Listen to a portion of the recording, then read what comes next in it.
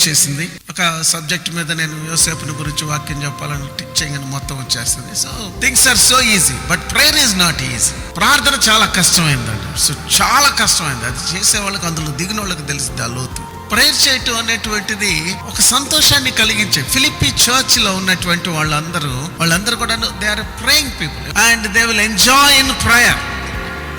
They will always pray. చాలా మందికి ఇది ఒక ఊతపదం. నా కోసం ప్రార్థన చేయండి అంటారు. నేనంటాను చేయాలంటారా అంటాను. చేయాలంటే మీరు చర్చికి రావాలి. మీరు నాకు కనపడుతూ ఉండాలి. మిమ్మల్ని చూసి నేను వాక్యం చెబుతూ ఉండాలి. మీ ముఖాన్ని చూసినప్పుడు నాకు సంతోషం కలగాలి. మీరు దేవుని మందిరానికి నమ్మకంగా వస్తున్నారు కాబట్టి నేను మీకోసం దేవుని సన్నిధిలో ప్రభా వీళ్ళ జీవితంలో ఏదైనా ఒక కార్యం చేయండి అని నేను ప్రార్థన చేస్తాను. ఆ రిలేషన్ ఉండాలంటే మీరు రావాలి, లేకపోతే నేను చేయలేను. I have been grieving for many people. ఇది నా అంతరంగంలో ఉన్నటువంటి ఆ యథార్థతను నేను స్పష్టం చేస్తాను.